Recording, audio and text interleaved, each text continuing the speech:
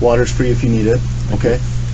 I guess just for purposes of the record, I'm just going to kind of do a little introduction here about just naming everybody that's here. But I want to make sure I have your name correct. Is it Tou? Is that how you pronounce your first name? That's correct. T-O-U? Yes, sir. Do you have a middle name? I do not. And Thao. Do I have that right? T-H-A-O? Correct. Can I get a birth date from you, sir? 1/2/86. 1/2/86. All right. How about an address? Can I ask you about that? What address do you want him to give? We've had information that there may be threats, so I don't want to have his address become a public record. Okay. What about phone? Same? Yeah. Okay. No worries. If you guys want you can use my office address, the MPD. Okay. I know he's no longer employed there, but I don't want to do anything to put him in danger. I totally understand. All I can do is ask, so Okay. I'll respect that. That's fine. So today's date is June 2nd, 2020. The time is 15:05. The BCA case number is 2020-338. This is Special Agent Brent Peterson with Special Agent James Ryerson, FBI Special Agent Blake Hostetter, and we're here with Tou Thao and his attorney, Mr. Robert Pauly. All right. So before we started here, I presented you with that form, the investigative warning form. You had an opportunity to review that? Yes. Discuss that prior with your attorney? Yes, sir. All right. So is it your understanding that you're here voluntarily? Yes. You realize you're not under arrest nor going to be arrested? I do understand. Okay. So everything that we're going to talk about here is on a voluntary basis. Bob, anything you want to add before we kind of get into it, or? I don't have anything specific to add, thank you. Okay, great. All right. Well, if it's okay with you, I'd just like to kind of start and ask some questions. Usually just kind of start with some background information, if that's okay. Sure. Okay. I guess just, can you tell me like what level of education you have after high school? Associate's Art in Law Enforcement from North Hennepin Community College. Okay, and when did you get your associate's degree? What year, I guess? Roughly probably 2008. 2008, okay. And then prior to becoming a police officer in Minneapolis, what did you do for a living? I did security. Where at? Wayland Security was the last name. Is that here in the Twin Cities? Correct. Okay. What year did you get hired by Minneapolis Police?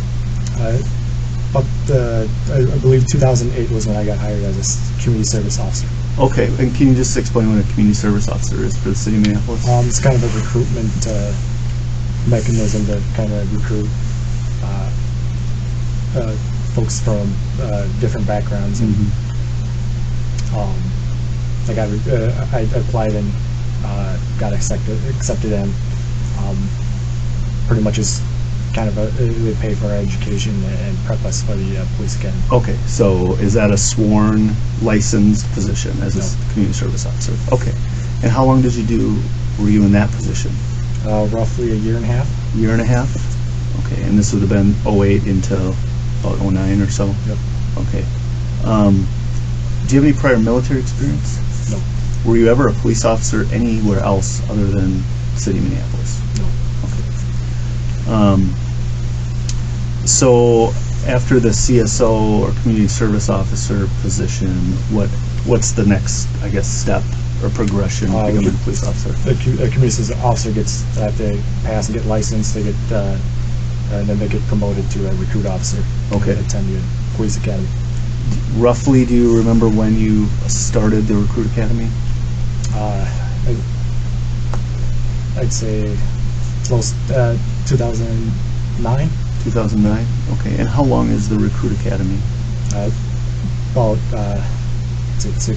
4 to 6 months. 4 to 6 months. Okay. Or And trial off. no, that just rough estimate's fine. So what's kind of the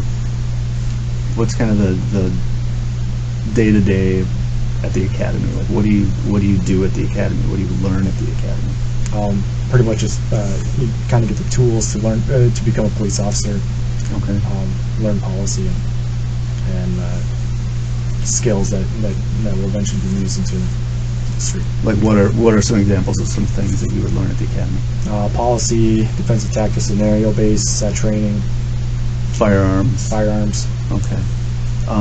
Is there a component of the academy that's like scenario-based learning? Yes. Did you ever have any formal training at the academy, or even maybe after the academy, in crisis intervention or de-escalation techniques or anything like that? Yes, the police department at some point had sent the whole department through a crisis intervention training. Okay. Do you recall how lengthy of a training that was? I believe it was a week. It was a 40-hour or a week long, and you successfully completed that? Yes, sir. Do you approximately know what year that was? I do not recall offhand. Was it after the police academy It was. or during the academy?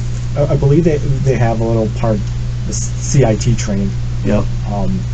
But most of my, I guess most of the intensive training occurred at, I don't know, maybe the 5-year mark of my career. Okay.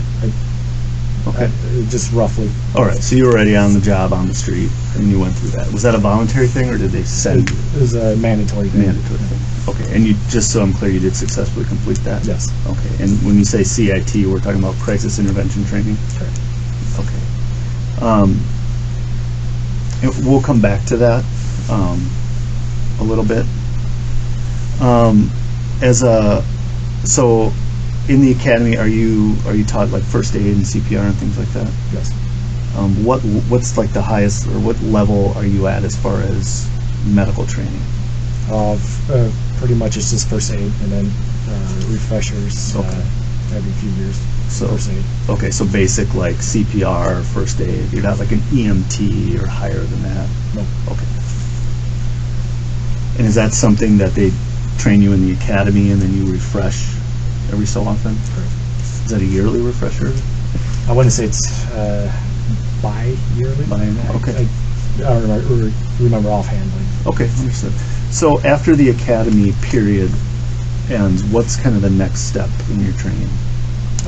You go through field training officer school. Okay.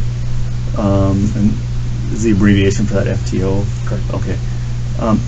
Approximately how long is that process for you? I believe it's like 6 months process. So you have 4 to 6 months in the training academy, and then another 4 to 6, or another approximate 6 months. Roughly, in yep. FTO. And then just kind of generally, kind of high level, what do you do in FTO training? How does that work? Pretty much you kind of follow a mentor officer, experienced officer. Mm-hmm. They kind of just teach you the ropes of being a police officer in the real world. Is it the same training officer through the entire process, or do you? No. How do they mix that up? I believe every month you cycle through different training officers. Okay. So are you in different parts of the city in different shifts and things like that, or do you kind of just stay on the same? I believe you're assigned to a precinct for first a few months, and then you get reassigned to a different precinct for different exposures. So during your FTO process, what precincts were you assigned? I was assigned 4th, 1st, and also 3rd. 4th, 1st, and 3rd. Okay, so 4th precinct is what part of the city then? North Minneapolis. 1st is what? Downtown. Downtown area, and then 3rd is South Minneapolis. Okay. Did you successfully complete your FTO training, or did you have to get kind of extra training, or? I did get extra training. Like an extension, I think they call it. Correct. Okay. And how long of an extension was it? I don't recall offhand. Maybe like a month or less. Okay. Obviously, you successfully completed it. When you are going through FTO training, are you a fully licensed police officer at that time? Yes. Okay. So, what was your most current role with the police department? What precinct were you out of? The 3rd precinct, and patrol officer, response for 911 response. Okay. What shift were you working? middle watch. What are those hours? 4 to 2 a.m. in the morning. 4 to 2 a.m. Okay. And did you have a specific district that you were assigned? Yes, the Sector 3. Sector 3. Can you just, what are the borders of, or what's the area that's Sector 3 in the first? Border is, the east border is Hiawatha, the south border is Highway 62, the west border is 35W, and the north border is 42nd Street East. Okay. Is that a fairly busy area of the city? I would say it's more a quieter area. Of the precinct, I should say. Okay. It's a little quieter area? That's correct. All right. So, are you confined to that district, or are you allowed to kind of go out throughout the precinct? We're not necessarily confined to the district. We're just assigned to take calls specifically that district and patrol that area, but we're not necessarily mandated to. So, I mean, the incident we're going to talk about here that happened on the 25th, that happened in the area of 38th in Chicago. Would that be outside of your normal patrol district? Yes. Is it common, though, to respond as a backup or assist other officers in other parts of the precinct? That's correct. Okay. Go ahead. Did you have any additional responsibilities with the police department? Any specialty assignments, or I mean, were you yourself a field training officer? Or anything like that? No specific specialized training. Okay. All right. What about a patrol partner? Did you typically have a partner? Whoever's assigned to, we're all assigned different squads. It pretty much, there's 4 or 5 to 6 people that may be assigned to it, and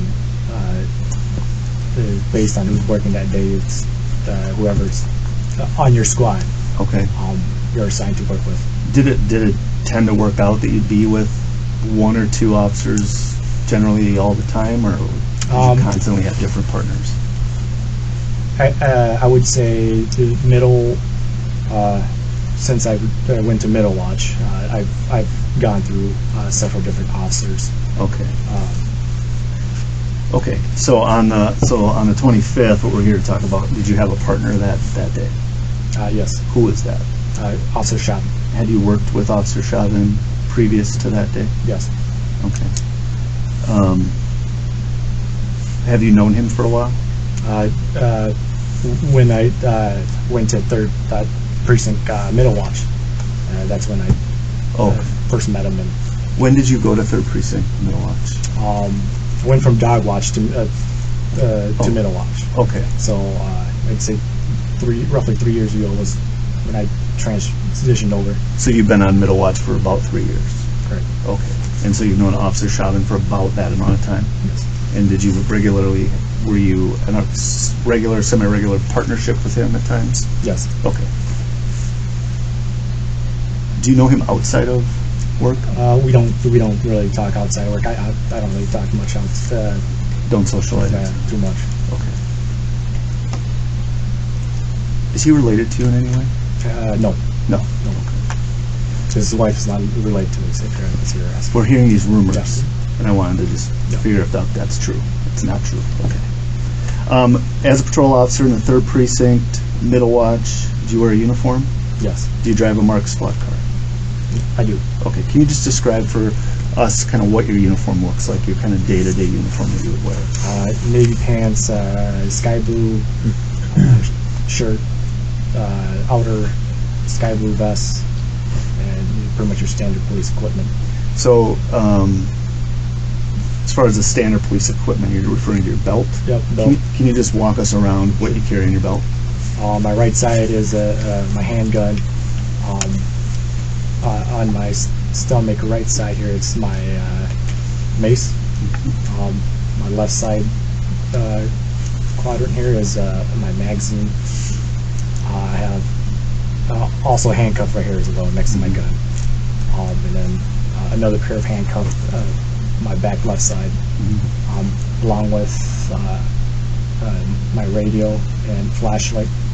And I do have a glove, disposable glove holder on the back.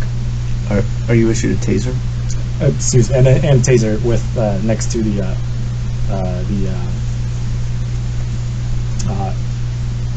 radio.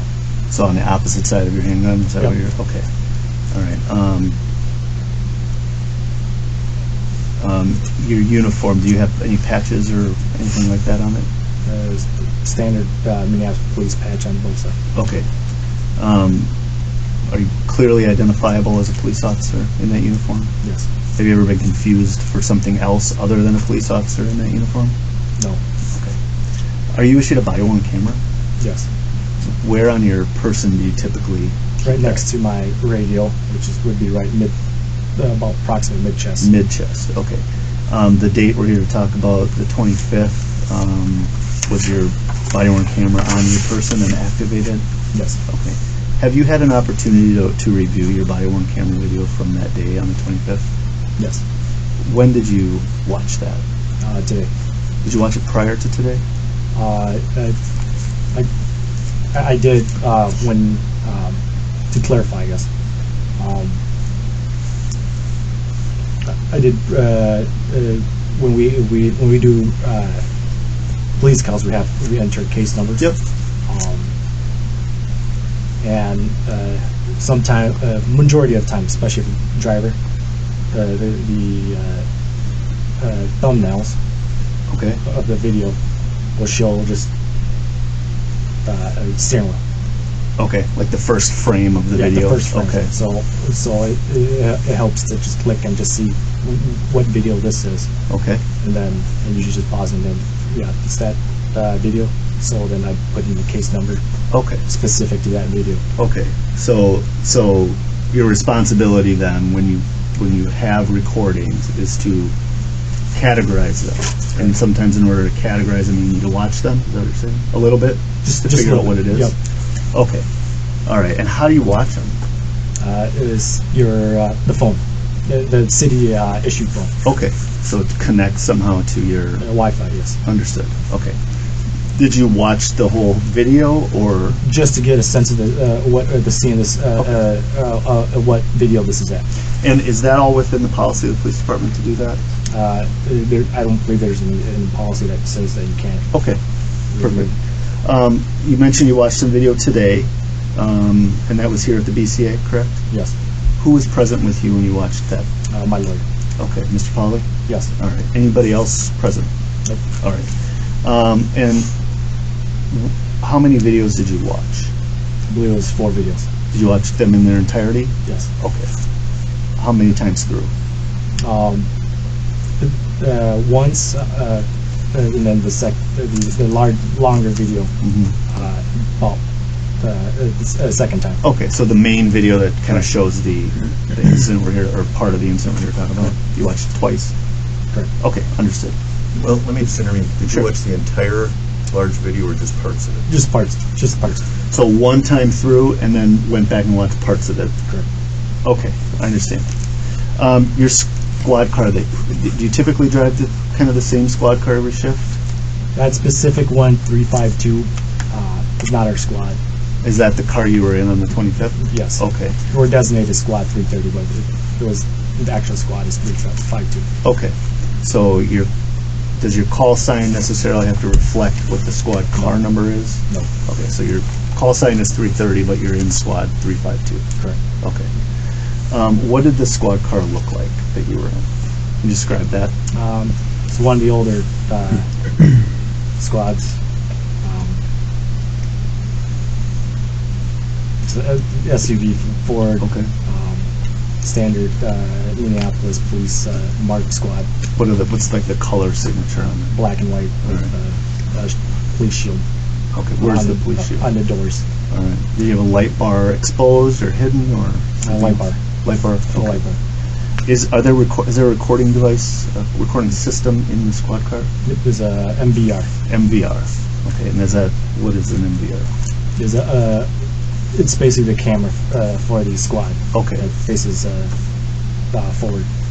Okay. Do you know if the MVR was activated during this incident we're here to talk about? I activated when we started out code 3 run. Okay. And then once it was deemed dispatched, it was or squad 320. call that their code 4. Yeah. We slowed down. I turned off the light and turned off the squad video. Okay, so when you say code 3, Meaning lights and sirens, emergency. does the camera automatically turn on, or do you manually turn that on? Automatically should turn on. Okay, and then when you downgrade, does it turn off automatically, or you manually? I manually turn off. Okay, understood. Have you watched that video at all? No. So is that, you turned that off before you got to the scene? Is that how I'm understanding it? Correct. Okay, so it would just show you driving fast for a little bit, and then, okay, understood. All right, that day when this incident happened, prior to the call that you went to assist at 38th in Chicago, do you have any recollection approximately how many calls you had been on prior to that? Rough estimate? I would say 3, possibly 4. I don't recall offhand. Do you remember any of those calls? I remember the last one, What was that? which was a domestic with a custody, parental custody domestic. We spent a couple hours doing that. Okay, was there an arrest made or anything significant about that call? No. Okay. All right. And then, as far as designating tasks when you're with a partner, who was driving at the time you guys went to 38th in Chicago? I was driving. Okay, and so what's your role as the driver? Is there a designated role that the driver has versus the passenger? Generally, it's and for me and Derek was driver, so you're pretty much the chauffeur, Okay, and he's a report officer, contact officer on the back, just to pretty much back him. okay. And do you do that for the whole shift, or do you switch roles at some Rotate point? mid-shift. Mid-shift? Okay. So you hadn't changed those roles yet Nope. at this time? Okay. All right.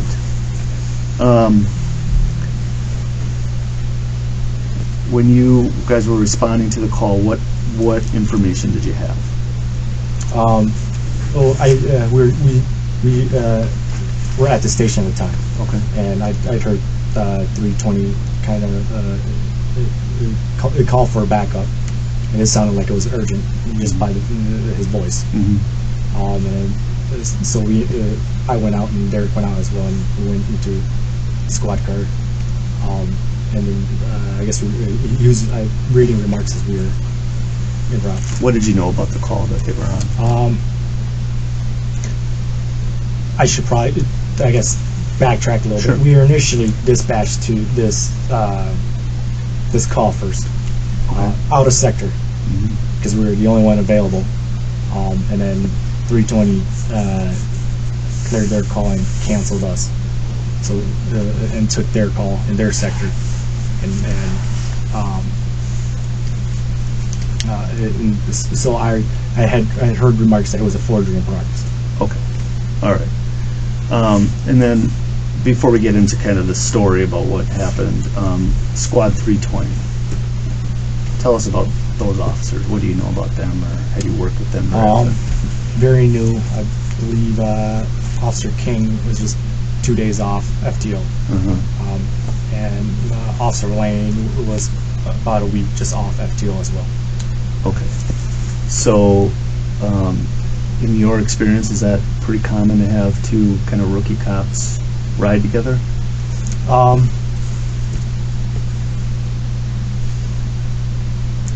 I would say yes. Yeah. Did you experience that when you were a rookie cop?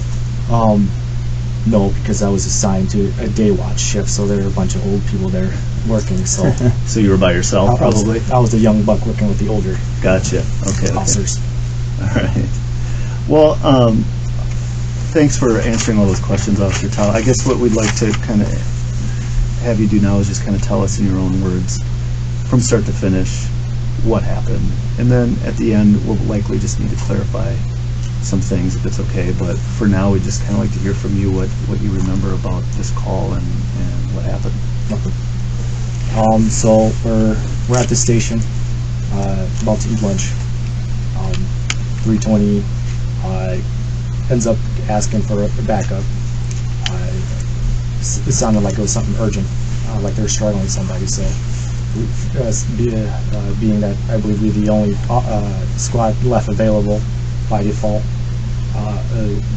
we went to go assist them. I drove us about halfway there, and 320 had called code 4, which said they're okay.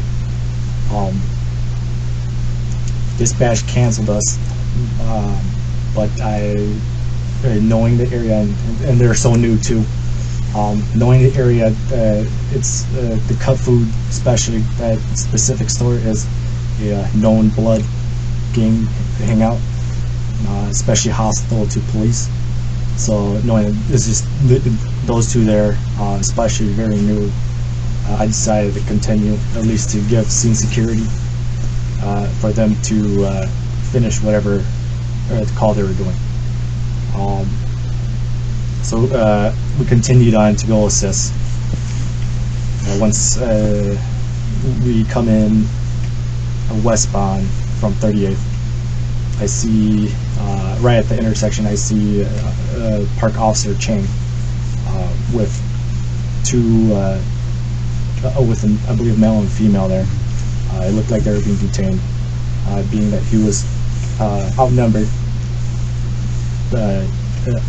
I pulled off to the left side to back him up. He waved us off, kind of pointing to the other side of the intersection. Meaning maybe he's wanting us to go to the other side of the intersection. So I ended up getting out of that, driving towards squad 320. As we get out, I could immediately kind of hear a guy yelling, a citizen yelling, saying something similar to, "Hey, just do what they say," just similar to that. You're not going to win. Basically, trying to reason with a guy. As I approach the squad, the doors open. The rear driver doors open. I see Officer King trying to get the later to be Floyd. At that time, we didn't know his identity, but and Floyd resisted and refused to voluntarily sit in the squad car as Officer King was ordering him to sit in there.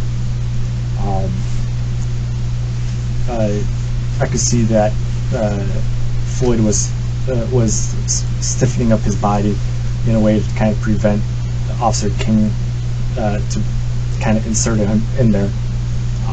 Floyd's kind of a bigger guy, so he's bigger than all of us. And he's yelling, saying he doesn't want to go into the squad car. And is saying he's claustrophobic. From my understanding, he was sitting in a vehicle prior. So, Officer King was trying to get him. They're able to kind of get his head in at some point. Officer Lane is on the other side of the squad. Opened the rear passenger door. Essentially, Officer King is trying to push as Lane is trying to pull him in, because Floyd is resisting and not following directions. At some point, he's able to get his body inside, but ends up flinging himself out of the door where Lane was trying to pull him in, which is the rear passenger door. So he flings himself out.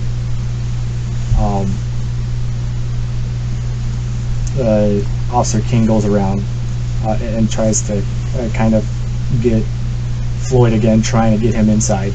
So I take the initiative now to take the rear passenger door. and become the puller. I never get a chance to pull him in, just because they couldn't get Floyd in close enough for me to grab him as he's resisting. So at that point, I determined that I need to go around and just tell them, hey, this is pointless. This is not going to work. He's not going to go in. He's not going to be cooperative. He's already shown it. If we put him in there, he's just going to end up being the possibility he might end up hurting himself as banging himself on the windows or kicking out, damaging the squad car. Let's just stop what we're doing and put him on the ground and call for an ambulance. It was obvious to me that he was likely high on something. Just from my experience, the way he was acting, and the lack of being able to reason with us or even calm down. So as we put him down, he's still struggling, kind of trying to get up and just not relaxing at all. And they're trying to get control of his body. So I determined, since I could tell that the 3 officers on the ground were getting tired. Everyone's breathing hard. So I decided, let's grab a hobble and try to restrain him that way. So I go in the back of the SWAT 320 and this whole time trying to communicate with 320, trying to figure out where their hobble is, because I have no idea where it is, because I'm the only available hands that can do that. So I ended up finding the hobble. I think it was I believe Officer Lane's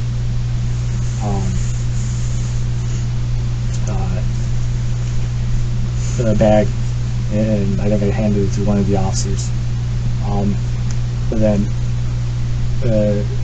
at that time, it was several minutes beyond drive, and I already know an ambulance on the way, and I already communicated with them to figure out if a ambulance is on the way, and I've asked Officer Lane, hey, just to verify, do you guys have an ambulance on the way? Yes, code 2, and the situation where the crowd was starting to kind of gather up, and especially in that area where there's hostile police, and the way Floyd is acting, I went on the radio and told dispatch that we needed the ambulance here, code 3, emergency lights and sirens. Since the ambulance is already on the way,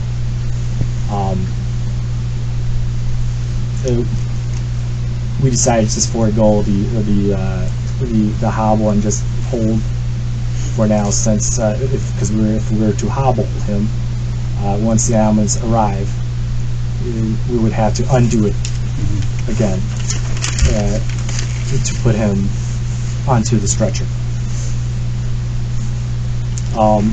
As we're waiting for ambulance, I take position kind of as a human traffic cone, blade it off a bit.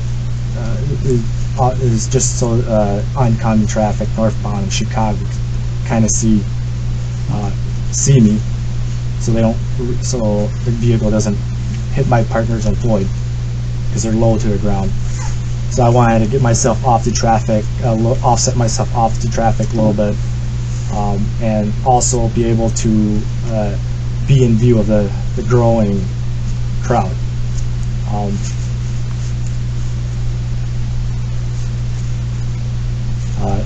So I just kind of so the rest of the time I'm just kind of focusing on traffic and the crowd. That's what I felt my job was at the time, is crowd control and make sure my guys don't get run over.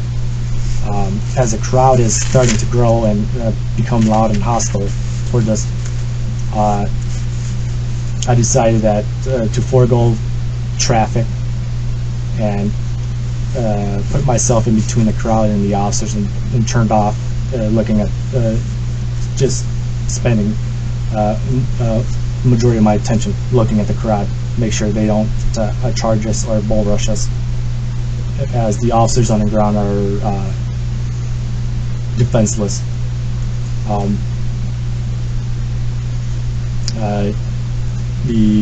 Eventually EMS arrives, the paramedics arrive, and they board they load in Floyd.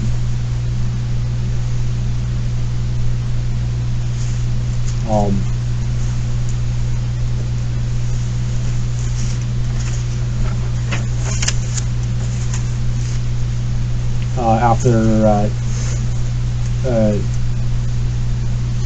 so I didn't see when they loaded him, but I was kind of focused on the crowd at that moment. So Officer Chavin kind of tapped me and, hey, let's go, we're done. So that's when we left that original Squad 320 and went across the street to check on Officer Cheng, since he was outnumbered.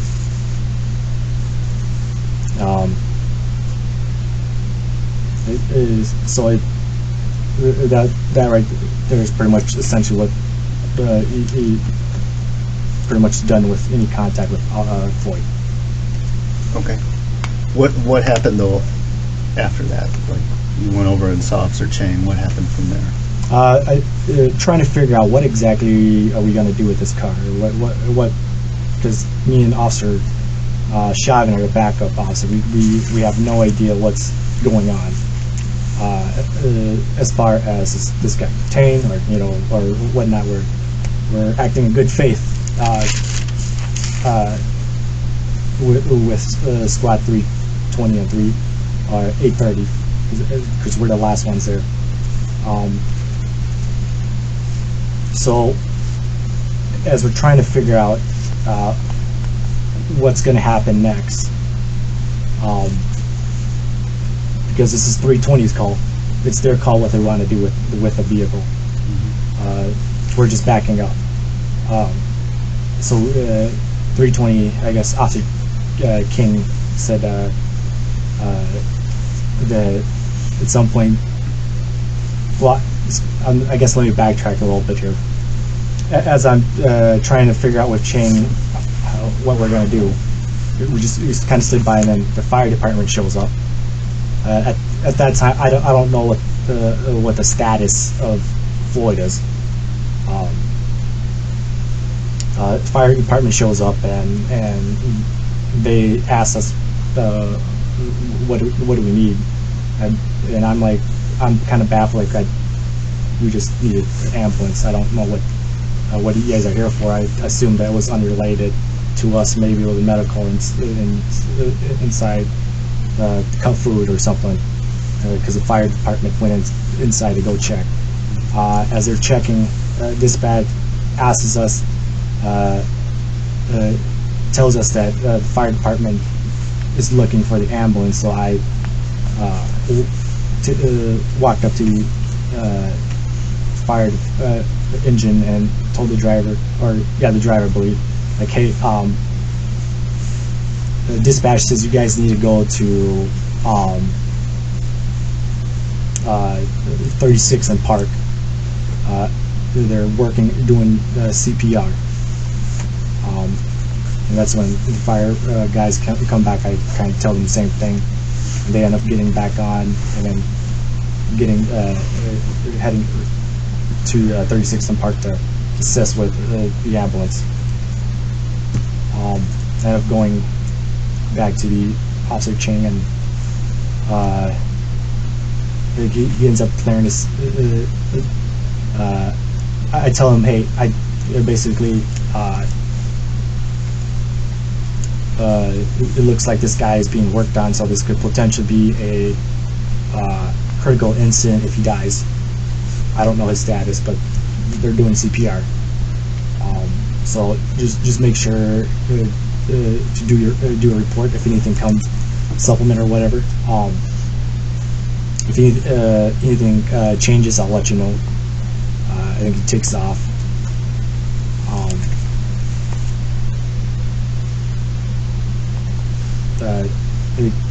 Lane, I think later I believe he went to ambulance with. Went in the ambulance with Floyd. So it left Officer King there with us.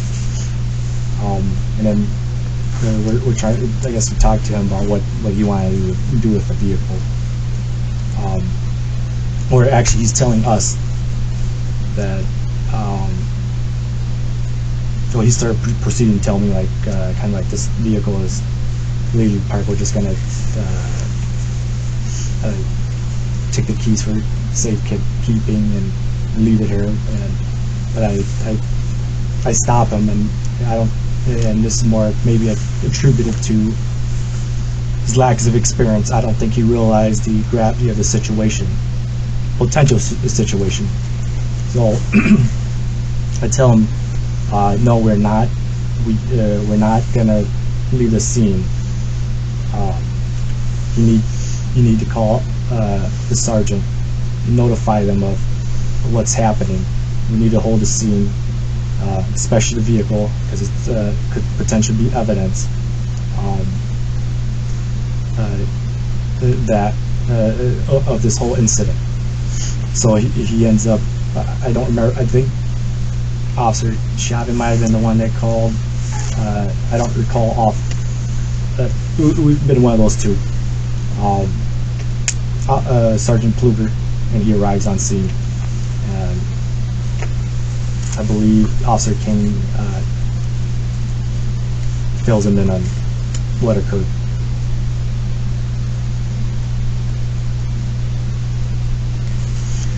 What happens from there?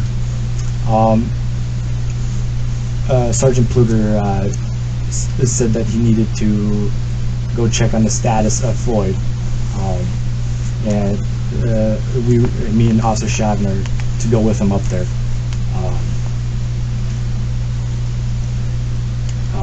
And at this time, Lane gets a ride back with the fire department and dropped off.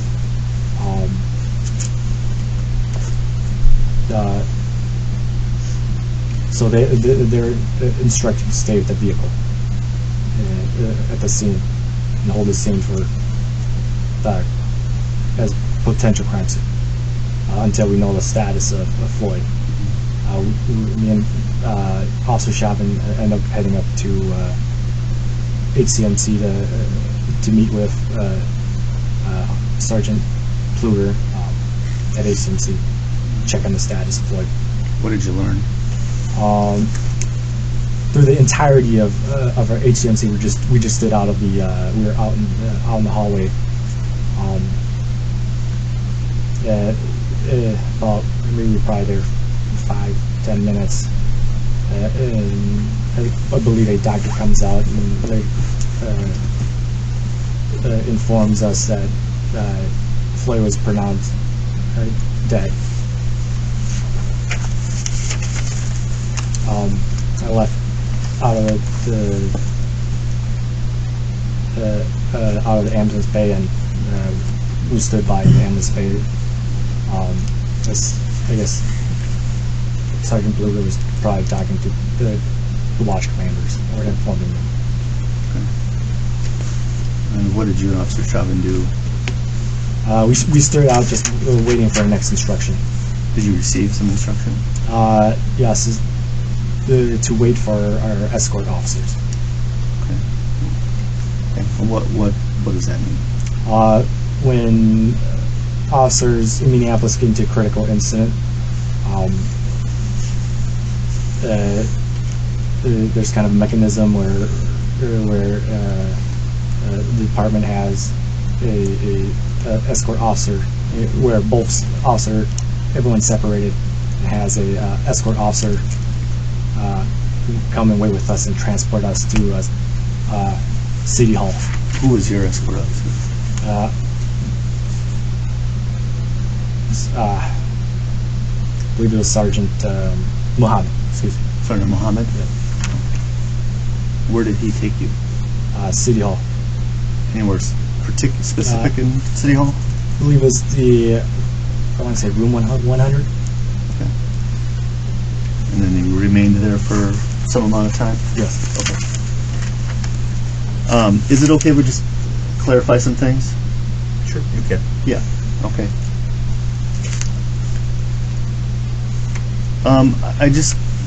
So Cup Foods at 38th in Chicago. You mentioned having some experience at Cup Foods. Can you elaborate on that? What kind of calls over your time in the 3rd Precinct have you had at Cup Foods? A lot of shots fired, fights. I think I might have picked up maybe a couple of people there on warrants. On warrants, you said? Correct. Okay. The call that 320 was on, that was you said a forgery call? Correct. Was there any mention of violence or weapons in that call that you recall?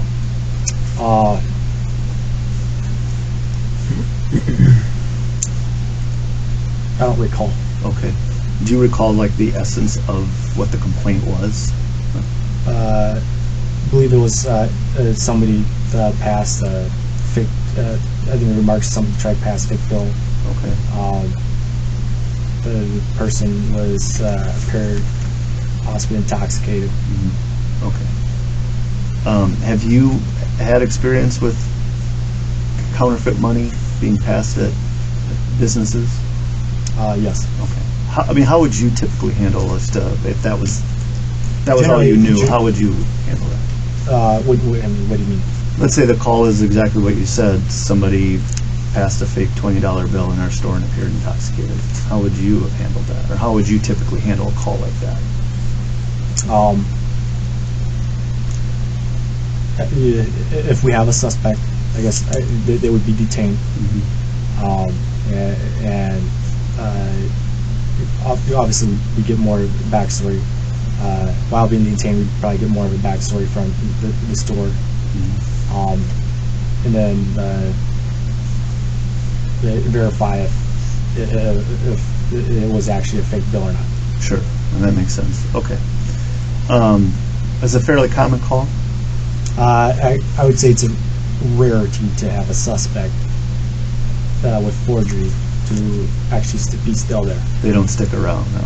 Typically? Generally not. Okay. But was the information that you recalled that there was a suspect on scene, or was the call just that the person who passed the bill seemed to be intoxicated? I believe in the remarks they had mentioned a vehicle Okay. that was parked across the street. So that would be unusual in your experience to have a suspect in a forgery or a counterfeit bill still be on scene. Correct. Okay.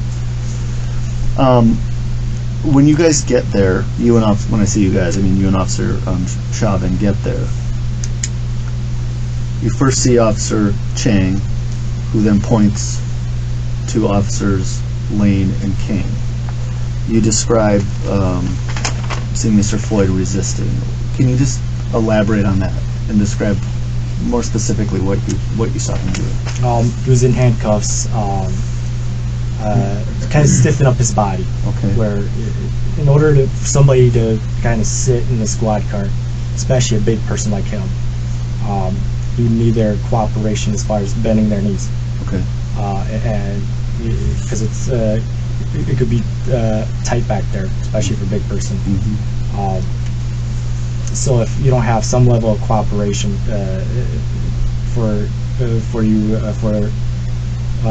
from the suspect, it's going to be extremely tough, especially if he won't bend his knee. Okay. And he's a bigger guy. And I think they asked several times to sit down, sit in the squad car, and he's not following. He's refusing to sit. Okay. I mean, you mentioned he was saying he's claustrophobic. What else was he saying?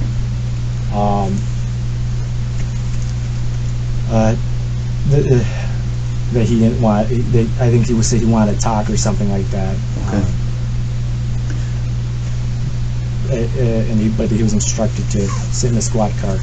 Do you know what the urgency was to get him in the squad car? No, Do you know if he was formally under arrest? no, we're acting good faith. So, So as far as you knew, they wanted to get him in the squad. yep, backing officers. Okay.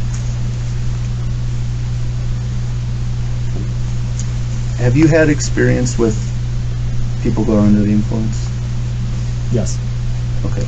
Because you described that you felt that he maybe was under the influence. correct. All right. Is it, in your experience, has it been common, or is it common that people who are under the influence are sometimes hard to rationalize with? Yes. Did you see any, or at the time there, have any thoughts about maybe an alternative way to handle this, being a little more veteran officer? First, it wasn't our call. We're just a backup officer, so we don't. I don't have back information as far as Sure. what happened prior to us arriving. But you're seeing what you're seeing right there in front of you. Yep. And obviously what the rookie officers are doing isn't working. Did you make any suggestions about maybe an alternative to trying to get him in the car? Later on, Later on, but what about prior to getting him in the car? no, Did you actually physically assist trying to put him in the car? no, I never. You weren't able to get I don't hold of recall him? ever touching him. Okay, all right. But you went around to the passenger side where Officer Lane was. Do I have that correct? At some point, yes. At some point. But then he had already kind of, I think you said, he flinged himself out of the car? Yep. What did he do to fling? How did he do that?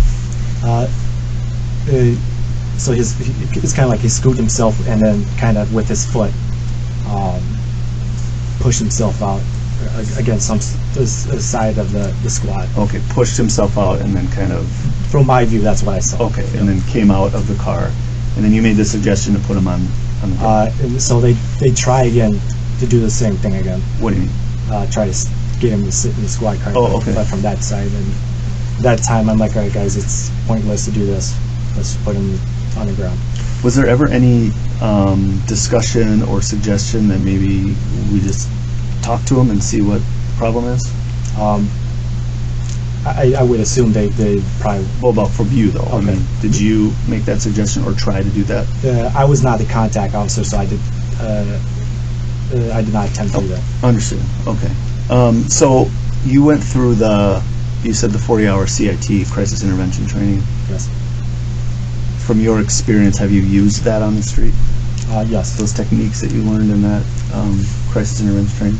Was there anything about this call that suggested to you maybe this might be a good use of those skills as a crisis intervention officer? I'd say it doesn't hurt to try. Did you try? I did not try. I was not the contact officer, so Why does that matter? I don't have much of a. I guess because I would like just kind of backtrack a little bit here.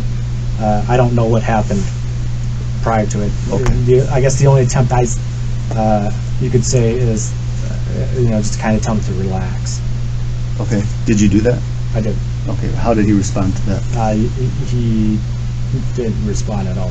Okay. He was still kind of in a manic stage, I guess. It seems you use the word pointless. That what the officers were doing seemed to be pointless. At that point, it was.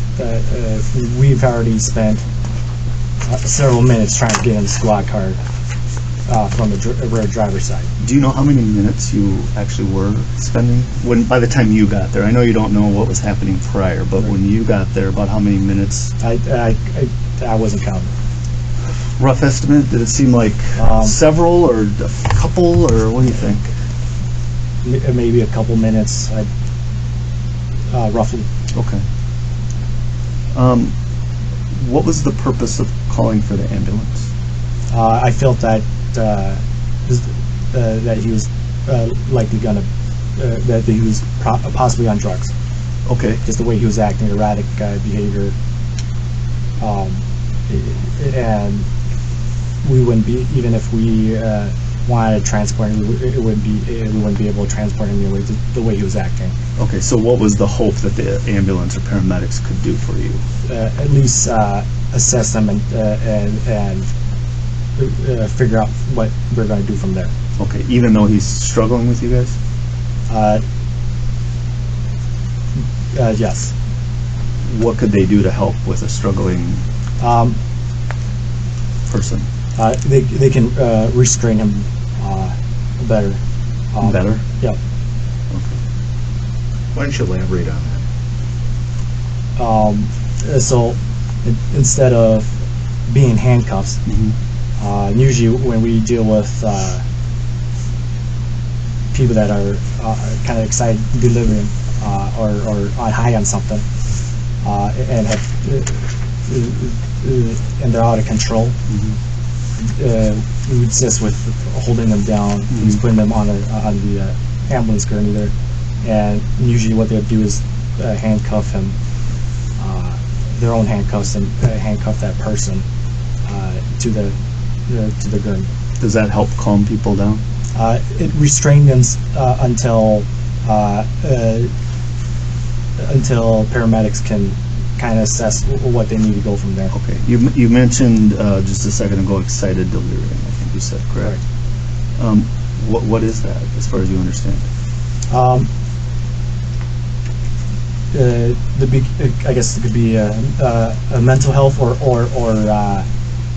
more than likely drug related, where they go on a high, like extreme high, and they're acting erratic, they're not making sense, kind of generally, from my experience, sweating profusely. You're unable to reason with them at all. They don't really have any self-awareness, and potentially very explosive and violent. If they have like drugs in their system, they could kind of have that superhuman strength. Okay. With if there's drugs on board. Could excited delirium also potentially be fatal to a person? Yes. Okay. Where did you learn, like, how do you know this about excited delirium? We learned it through, it's part of being licensed is you go through the Minnesota Post Board curriculum there. That's where it initially was taught about that, and then there's further training with MPD. Does, in your understanding of excited delirium, does struggling or fighting with, let's say, officers have any role in exacerbating excited delirium or making that worse? I think that's kind of out of the scope of knowledge. Okay. And you're asking questions like he's a medical person. Well, I think If you have a question about his training, I'd ask you. that is a training question, I would say. Well, you didn't ask it that way. In your training on excited delirium, have you heard or learned any information about the role a struggle has with excited delirium?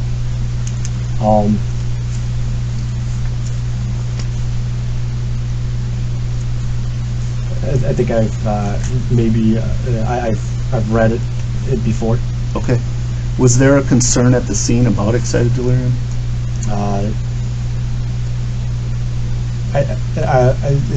I would say, for me, it was at the time it was more like a drug related, potentially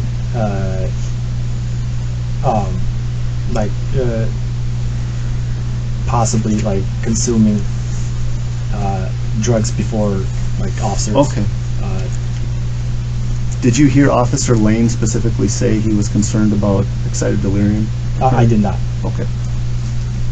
Did you think that Mr. Floyd was perhaps having a drug overdose? Is that what you're trying to say? It's a possibility. Possibility. In my mind, it was a possibility. Does that change in any way the way officers would, in your experience in training, officers would respond to somebody? I guess it really depends if they have knowledge of it or not. Okay. What were some of the things that Mr. Floyd was saying when he was on the ground being restrained that you heard? He was saying that that you couldn't breathe, but then he was obviously yelling and talking. What does that mean? Obviously, we're in school. We're trained like, hey, if suspects claiming that they can't breathe, if they're talking, they're breathing. Obviously, you got to be able to breathe in order to say something. Okay. It's no different than, I guess, getting to foot chase somebody and they're exhausted, and we're exhausted, and obviously we're taking a lot of breaths, and it feels like we're not breathing, Okay. able to breathe.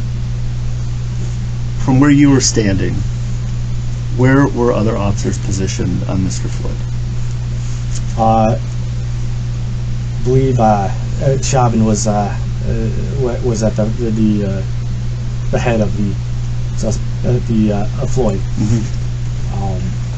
I believe Chang was in the middle and the torso, and Lane was at the foot. Did you say Chang? Excuse me, clarify. King. Oh, King. Okay. Because Officer Chang is the park officer, Yes, but correct. okay.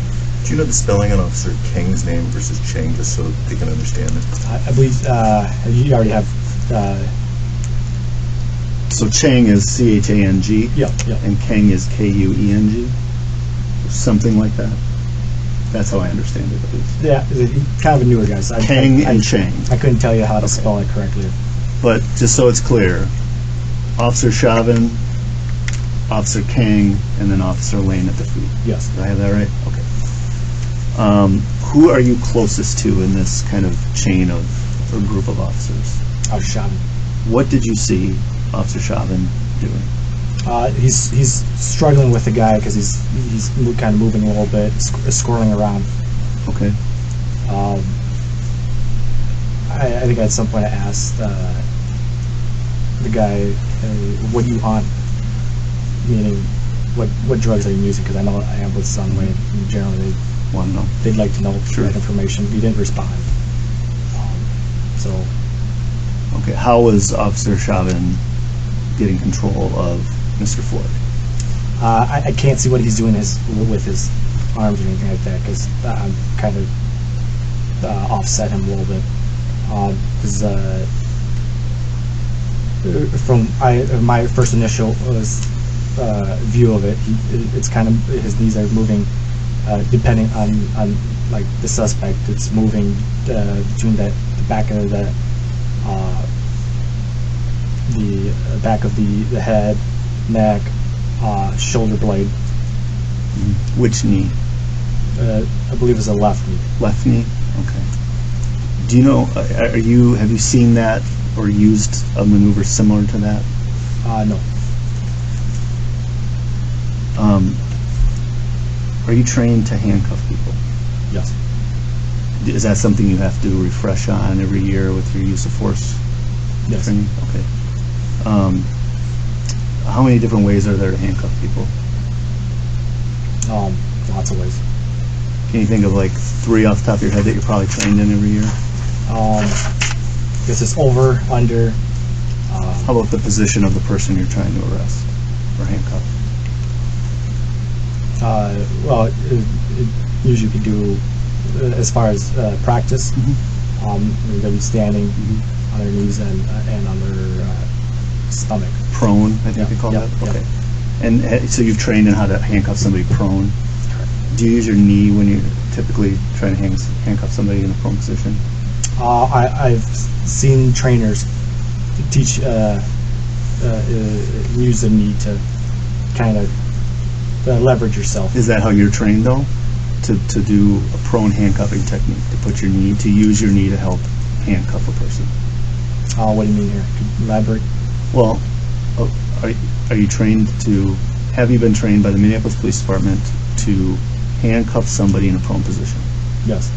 Do you utilize the knees to effectuate that handcuffing? There, I guess there's a specific Mm-hmm. technique where they teach where you have where you have the person's arms Mm-hmm. between their knees. Right. Right. Okay. So was what Officer Chauvin doing similar or different to what you would normally do if you're trying to prone handcuff somebody? Floyd was already handcuffed, so Right. Okay. So that maneuver that you saw Officer Chauvin use, is that something you've been trained in? I've never used it. Have you ever seen Officer Chauvin do that before in calls? I don't recall. Have you ever done that on a call? I've never done that. Okay. Did you see his knee on Officer? I'm sorry. Did you see Officer Chauvin's knee on Mr. Floyd's neck? At some point, At yes. some point. Okay. Was it constantly there, or did it move around, or something else? From what I can, because I'm majority of my attention Mm-hmm. is focused on traffic. Mm-hmm. I'm not always looking down at what they're doing. I'm trusting them to do what they're doing, and they're kind of trusting me to kind of watch their back. Yeah. So I'm spending the majority of my time looking out at traffic and the crowd. Okay. Yeah, I understand that. Yep. So you're not constantly I'm not sitting watching, there, but I'm you not are looking back just to make sure everything's Right. looking back and forth, it sounds like? Right. Okay. The hobble. What was, so the purpose of the hobble was what? To restrain a person, a fighting person that is in handcuffs. Okay. And what part of the body are you trying to restrain if you've got him handcuffed? Generally, their foot to waist. Okay. Was he somehow using his feet that they needed to be hobbled, in your opinion? I believe I saw Officer Lane kind of struggle with getting control of Floyd Okay. at the leg. So that's why I wanted to get to prevent either of us getting hurt or Lane getting hurt or getting kicked. Yeah. Did the hobble ever get applied? I don't believe so. Do you know? I think we kind of forego that because the ambulance is already. Well, that's there. right. You could say, I'm sorry. Okay. At some point, did Mr. Floyd kind of stop actively moving around and kicking and things like that? I think when that occurred, I think I was already, most of my back was already kind of away. Could you hear him saying anything No. differently about, hey, I'll cooperate or anything to that effect? I wasn't like focused on what he was saying at that time. What were you focused on? Trying to communicate with those guys, and also paying attention to traffic and the crowd. So the crowd, if we could just talk about that, you a couple times referred to that crowd as hostile. What is it they were saying to you that made you think they were, or made you believe they were being hostile towards you? Good sign is usually they start cursing at you. Okay. Anything else specific that they were saying to you? As far as what they were saying, like having conversation. What they were yelling at you and the they other were saying, officers? get off him, get off his neck, look at him, Suggesting what? check To on you? him. Yeah, Check on him? Did you do that? that was not my job. Okay. So no? No. Okay. Is the crowd yelling at you and basically all the officers to check on him, to get off him? Was that them being hostile, or was that them trying to alert your attention that something was going on with Mr. Floyd? And how did you take that? Several times they came onto the street. Okay. So, and I had to tell them several times to get back on the street. And at one point, one of I think it was a kid or something, came on the street, and then I tell him to back off, and he ends up pushing. I'm kind of pushing him back on the street, Pushed him back. sidewalk, and he ends up pushing me. So to me, that's kind of escalating the act a little bit. Yeah. Okay. So then the decision is made to have EMS come step it up to code 3? Yeah, at some point, I asked chronology. I don't recall exactly where it's at, but I do remember asking Lane if they have ambulance coming and what code, and told me it was 2, and then I wanted to hear code 3 because the environment that was occurring in the hostile crowd. And Okay. Did the code 3 response have anything to do with Mr. Floyd's change in disposition? I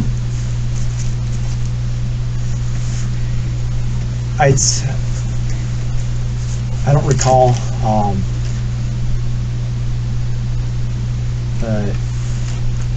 I guess the events of when I believe when I was talking to Lane, I believe that Floyd was still alive and talking.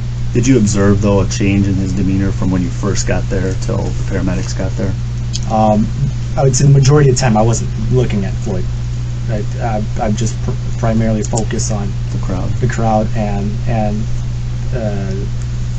the traffic. Was the crowd letting you know that there was a change in Mr. Floyd's Yes. disposition? What were they telling you? They're saying that he was moving. Do you have any concerns about that? Not yeah. the crowd, but Mr. Floyd.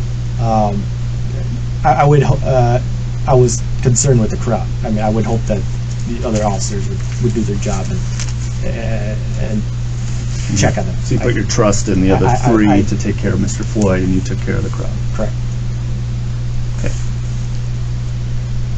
So when the medics get there, what do they assess him?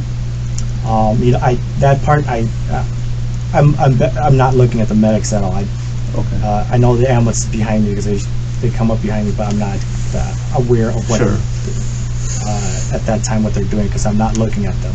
With that crowd there, it sounds, and we've all seen some videos from it. Seems like it was a little chaotic. Did you ever call for additional officers to assist you guys? I did not. Yeah. Okay. But the medics get there, and then do you see it when they roll him on his side, Mr. Floyd? Do you see Mr. Floyd at that time? I spent my majority of the time looking at the crowds. I didn't know when they. You didn't see them roll him on his side? I don't recall seeing that. Okay. How about when they get him up on the stretcher? Do you make any observations? I didn't see that. Recall seeing that part either. Okay. Do you know if any weapons or anything were found on Mr. Floyd? Not that I'm aware of. How about after the fact? Did you learn about any weapons that I were did found? not learn of any weapons. Okay. The vehicle that he was in, did you search that car at all? I did not. Did Officer Kueng or Officer Lang take a peek at it in your presence? I don't. I think they might have just locked the doors. I'm not sure if they actually searched the vehicle or not. Okay. Did you have any injuries sustained? No. How about, did any of the other officers in your presence complain of any potential injuries? Not that I'm aware of. Not that you're aware of? Okay. Did you see the counterfeit bill at any point later on in the night? I think The alleged counterfeit bill, I guess. I think Officer King had like a. I'm not sure if that's the specific bill, but he had like a bill that he was. I'm assuming. Did it look phony to you? I didn't. You didn't see it? Yeah, he was. Okay. I never looked at it. All right. I just saw it from a distance. Understood. Okay, so the first sergeant that shows up is Sergeant Pluger, is that correct? Correct. Is he your sergeant? Yes. Okay. What information did you tell Sergeant Pluger, if any? I didn't debrief him anything, or I didn't brief him or anything as far as the incident. Were you present when somebody briefed Sergeant?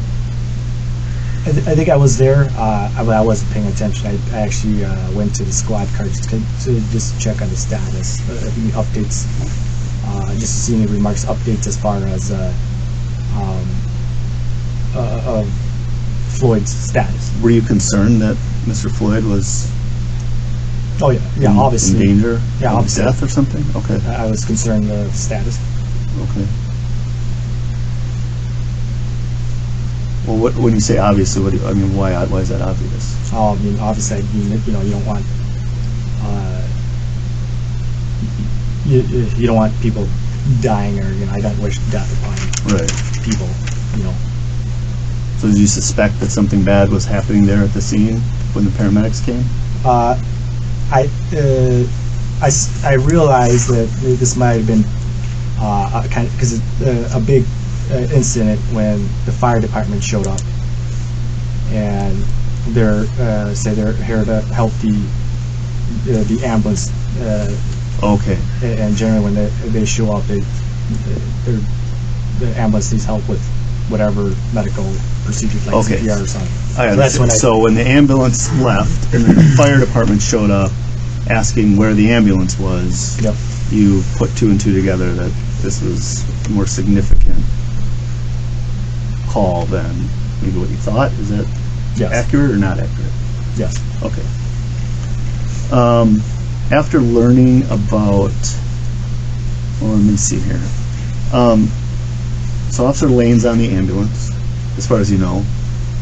Later on, I find out You found out he was. because I figure out that he was ambulance when they drop him off. So. So before Sergeant Pluger gets there, it's just you, Officer Chauvin, Officer Kueng, and Officer Chang.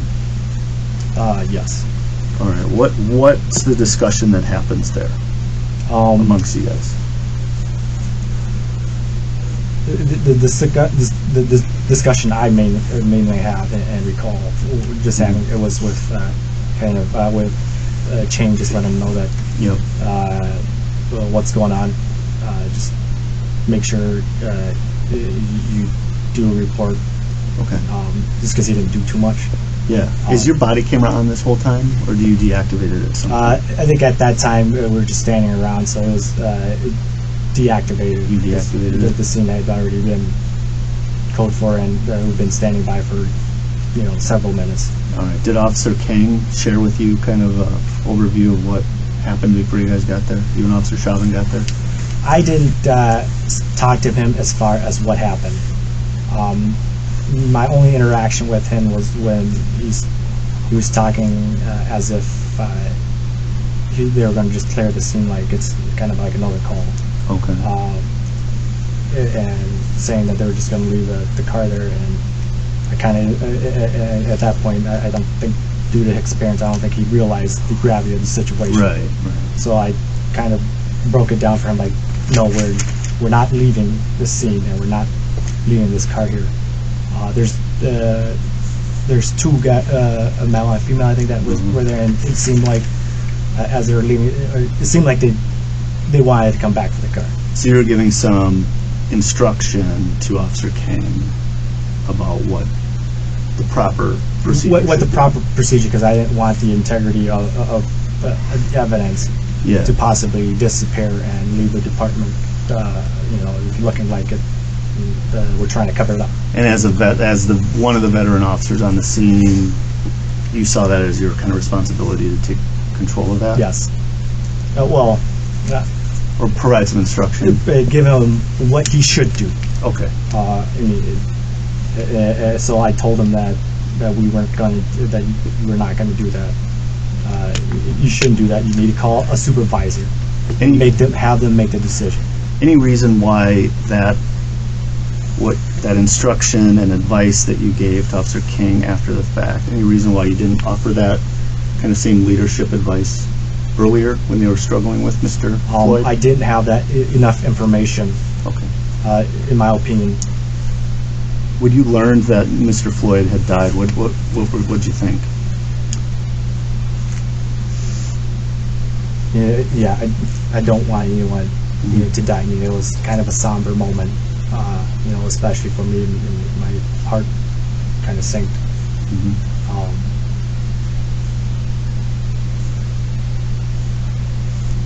Did you and Officer Chauvin talk about it there in the ambulance bay? I don't remember talking to him as far as we generally, our relationship wise, we don't really we don't really talk much. We're a natural, quiet person. Were you worried about this? I mean, yeah, I mean, personally, yeah, I was worried about it. Yeah. Is that why you guys didn't talk about it? Because you knew that this was probably gonna. Yeah, this is probably gonna be a big deal. Okay. Did you notify anybody else when you learned? I did. I told Officer Ching that, hey, I'll let you know of updates. Mm-hmm. And so I sent him a message saying, hey, give me a call. It's my work phone. Mm-hmm. So I could tell him that, hey, this is now kind of a critical incident. You need to tell your sergeant. Call your sergeant, let him know what happened. And it's a critical incident. Mm-hmm. So that was kind of the extent of it. So you gave him a heads up. Right. But this could be something. Okay. Generally, Minneapolis, the city, it wouldn't really talk too much with the park, so I just want to make sure that I wasn't surprised or. That seems fair. Have you since this incident had an opportunity to view any of the videos, especially maybe the main video that the bystander took? I'd say I'd forward through some. You what? I viewed some, but not in its entirety. Yeah. I mean, what are your thoughts on that video?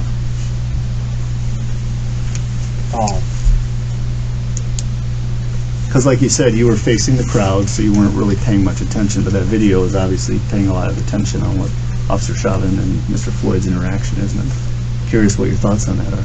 Can I ask a question while you're asking what the thoughts are? We don't normally put thoughts down in police reports or give them in summaries. Well, he's a human being. I'm just curious what his Well, I understand that, opinion but is he's on here to that. give a voluntary statement about what happened, not necessarily what his thoughts were. Okay. You don't want to answer that question? Is that what you're I'm saying? advising. Yeah, Okay. I'll take his advice. Sounds good. Do you think there was anything you could have done differently to intervene?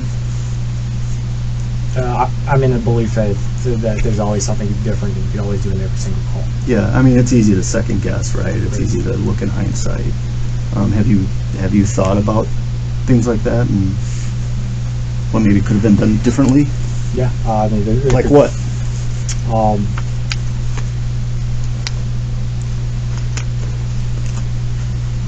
Well, I guess if we're being human,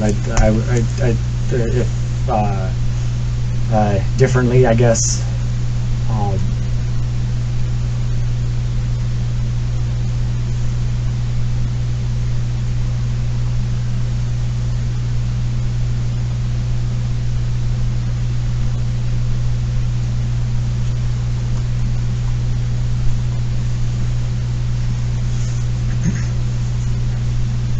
I guess it would be more observant towards the Floyd. When I'm kind of standing off and paying attention to traffic and maybe too focused on what guarding the scene. Thank you.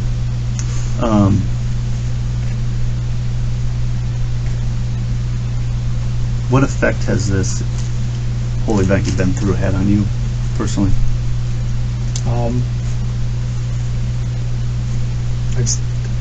I'd say this is it's a horrible feeling. You don't officer. You don't ever want. You hope to go through your career never having to deal with a situation like this. Mm-hmm. When someone dies. Mm-hmm. It's affect my family and kind of taking it'd be fair to say it's taking a mental toll. Yeah.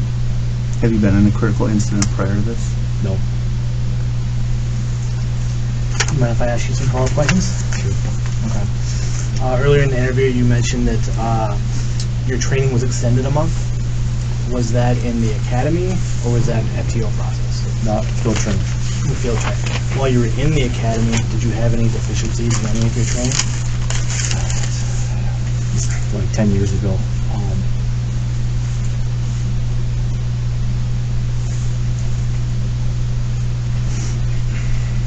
I suppose you could find.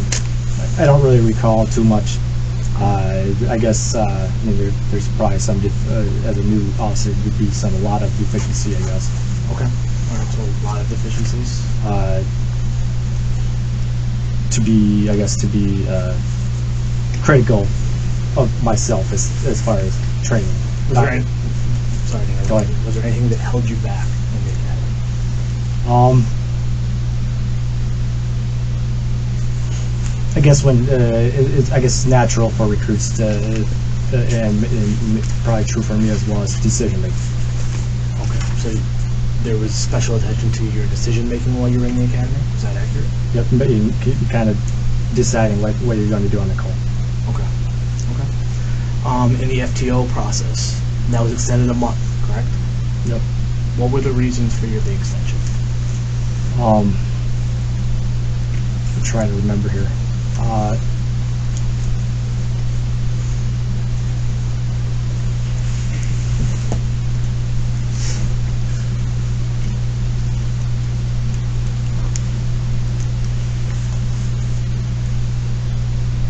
think it was like got into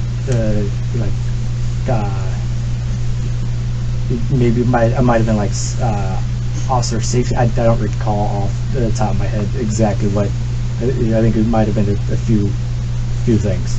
A few things. Yeah. Do you recall any of those? I'm trying to think.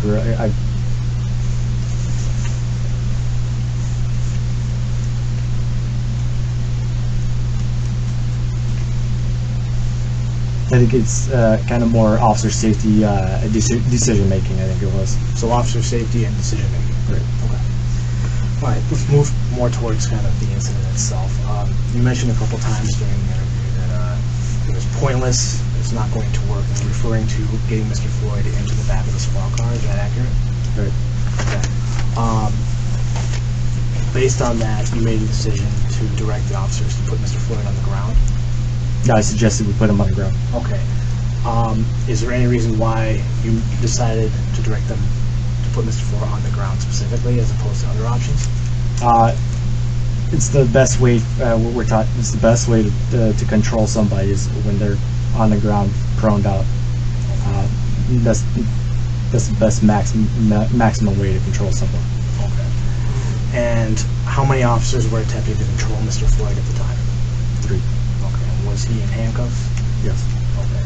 Is it typical for a suspect in handcuffs to not be controlled with 3 officers present? What do you mean, like? Is that general? Does that happen often? Are you referring to him and his experience? Yes, in your experience. I hadn't run into a mini experience, I guess,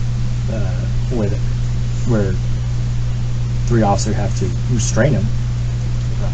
So it's not typical. It doesn't happen daily, I guess. It's a rarity, I guess you could say. Okay. You mentioned during the interview that you were concerned about the 3 officers who were holding Mr. Floyd down and the traffic, correct? Traffic, crowd control. That I don't really, since I'm not having to restrain it, I don't really have a job, so I kind of have to. Therefore, it kind of by default, from my experience in our training is, then you need to take a guard position for your fellow officers. Okay. At any point did you mention to the officers that they should be removed from the road and go onto the sidewalk? No. Okay. Is there a reason for that? It just never occurred to me.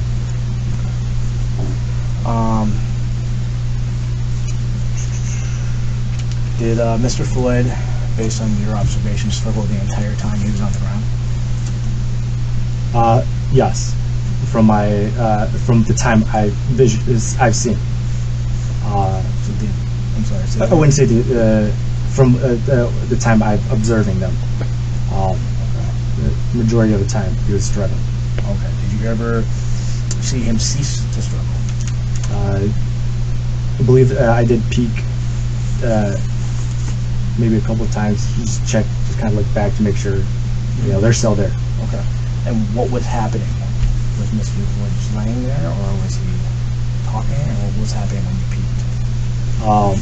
He was just laying there. Okay. You said earlier that you could hear Mr. Floyd making statements. Is that accurate? Well, Such as, I can't breathe. yep, Did you ever cease hearing Mr. Floyd talk? yes. Okay. Did you check on him at that point? That was not my job at that moment. To do that, I would trust the other officers as they're in contact. Okay. What was your job? You mentioned the crowd and the traffic. Is that accurate? Correct. Okay. As far as people talking to you, what were they saying? I know you mentioned it before. What were they saying? A lot of they're obviously upset, saying check on him. He's not breathing or not moving. Something in those terms.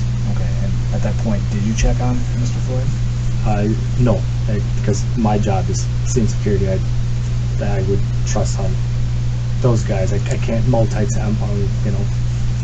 God only gave me one body and two hands and two legs. I can't be two places at once. So, Okay. Real quickly, at room 100, if it's okay, let's talk about that. When you went down to room 100, what was going on at room 100 when we got there? I think they're trying to figure out. I think they're calling command staff and trying to get union reps and lawyers. Okay. Did anybody from Minneapolis Police Department, administration, or any other level take a statement from you about what happened? You said administration? Yeah. No. How about the union or anybody else? Union lawyer. Okay. So you spoke to an attorney about what happened, but nobody else No. until today? What do you mean? Like, is today the first time you've really given a statement to someone other than your attorney? This really the only time really given a whole detail of, Yeah. of whatever. Okay. Were you, on the date of this incident down at room 100, offered the opportunity to consent to a blood sample? You can talk about what happened that day, but we're not going to talk about who asked him to speak or anything like that. What about a blood sample? That's fair. Were you offered a blood sample by the BCA? No. You were not offered one? No. Okay. I was told by that I was a witness officer, so they can. Okay, so because the belief was that you didn't actively participate in restraining him, that you were not offered a blood sample? Correct. Okay. I wasn't there. I didn't know that. All right. Officer Chauvin, does he have more years on than you? Yes. Do you know how many years on approximately he has? It's okay if you don't. I'm just curious. I'm not sure. Okay. But he's senior to you. Correct. All right. What's kind of does he have a supervisory role with the police department? No. Patrol officer level, just like you? Correct. Okay. Is there any, informal kind of hierarchy when you have somebody with more experience or more years on versus less years on? Do you somehow treat them differently? Sure. How so?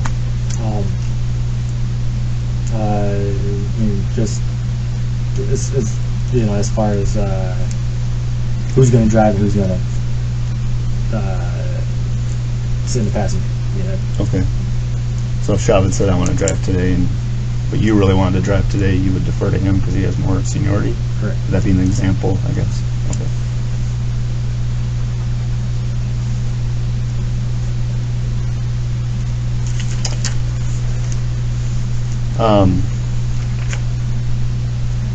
I don't really have any other questions. Is it okay if I ask some questions? No. Okay. I specifically talked to Jeff Paulson and said we were fine with the FBI being here, but that you weren't able to ask questions. I thought that was communicated to you. Okay. No, it wasn't in such definitive terms. I do have some definition questions from training stuff that. Why don't I suggest you speak to Mr. Paulson and Okay. forward those questions to me? Okay, that works. Anything else, James?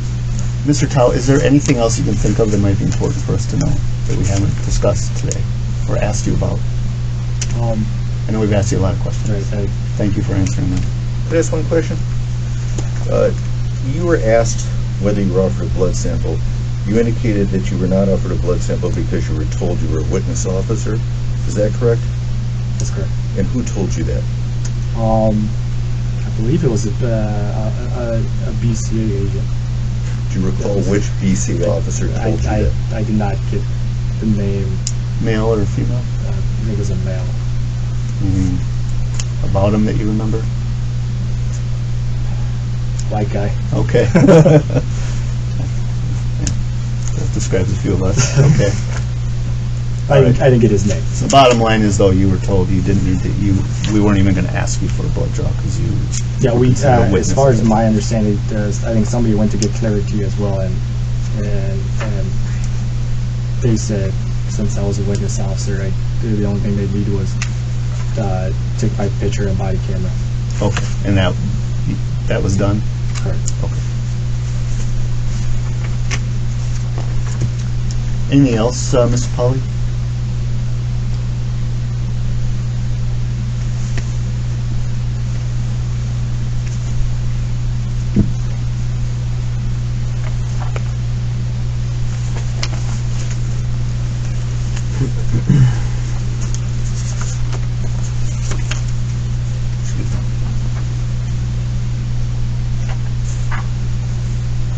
Yes, you were asked about whether you saw Mr. Floyd motionless at any time. And the body cam video doesn't show you turning to see at any point when Officer Chauvin appears to be motionless. It shows you turning to see the ambulance leaving. Does that seem accurate to you? And if you saw that that Mr. Floyd was motionless, would that have changed anything that you did? If he was motionless, Yes. if it would have changed.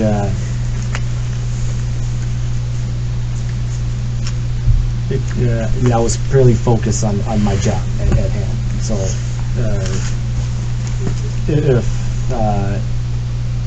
I would trust that my partners would do